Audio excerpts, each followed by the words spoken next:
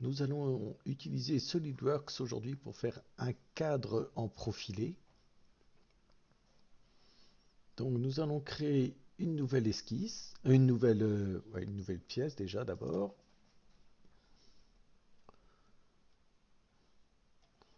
On va créer une nouvelle esquisse. On va créer un petit cadre rapide pour commencer en, en profilé. On utilise nouvelle esquisse. Je vais sélectionner le plan de face. Je vais créer un rectangle ici sur mon cadre et je vais rajouter ici une petite barre au milieu de mon cadre. Je vais mettre mes cotations intelligentes.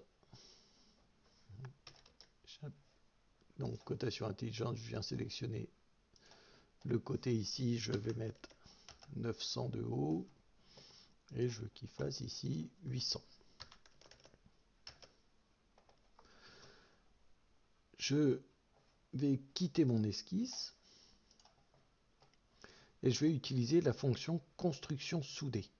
Donc si vous n'avez pas cet onglet là, vous faites clic droit sur n'importe quel onglet et vous sélectionnez construction soudée. Vous allez cliquer sur l'onglet et vous allez avoir à votre disposition tout ça. Si vous n'avez pas à disposition tous les petites icônes ici, c'est que votre esquisse est restée ouverte. D'accord. Si hop, je ferme celle-là, si j'édite ici mon esquisse, voilà, et que je viens dans construction soudée, vous voyez, j'ai pas accès aux icônes que je voudrais. Donc il faut fermer l'esquisse, quitter l'esquisse ici, et je reviens ici et là vous voyez j'ai accès aux différentes icônes. Je vais utiliser l'icône élément mécano soudé. Je vais aller norme, je vais prendre ISO, type, je vais prendre un profilé carré et je vais prendre ici le tube de 30 par 30 par 2,6. Je viens sélectionner un trait de mon esquisse,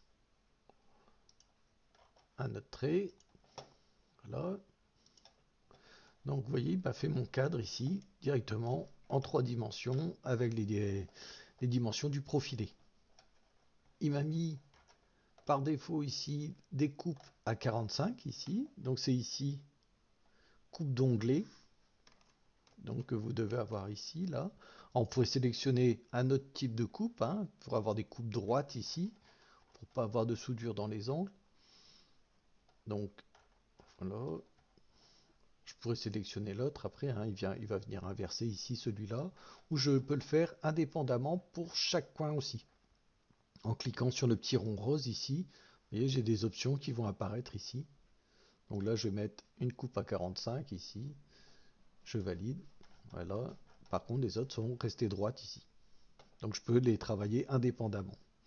Je remets tout en coupe d'onglet à 45. Par contre, je veux aussi mettre un tube ici à l'intérieur de celui-là. Si je continue à cliquer ici, là où vous allez voir ici, il ne veut pas sélectionner. Si je viens ici, il ne voudra pas sélectionner ce tube-là. Lui, il part sur quelque chose de fermé. Donc si je veux rajouter un tube ici, je vais faire un nouveau groupe. Et je vais sélectionner la barre ici, qui est le trait ici, qui est au milieu. Alors l'avantage de travailler tout dans le même groupe ici avec le même profilé, c'est qu'il vient s'adapter directement à l'autre profilé qui était déjà existant. Je valide le tout.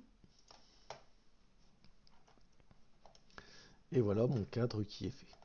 Alors, je me remets ici en vue de face, ici. Voilà.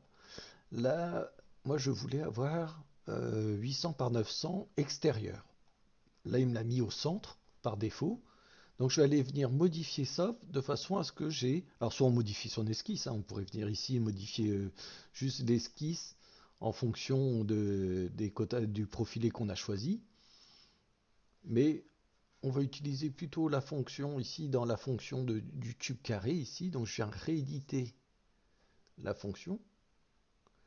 Et je vais venir sélectionner ici, je vais venir positionner mon profil différemment. Donc là par défaut il l'a mis au milieu. Vous voyez, là j'ai des petites étoiles autour, donc c'est ceux-là qui vont me permettre de pouvoir positionner le profil différemment. Donc je vais dans la fonction, je descends ici et je vais avoir ici positionner le profil. Je sélectionne positionner le profil et ici je vais sélectionner le côté ici et si je me mets ici maintenant en vue de face ici, hein, vu que j'ai pris l'extérieur de mon tube, il m'a mis ici mon profilé à l'intérieur. Donc positionner le profil, donc il faut que j'ai en visie l'esquisse grisée ici. Hein, c'est celle-là qui me permet de choisir les différents points pour pouvoir positionner mon profil. Si je sélectionne ici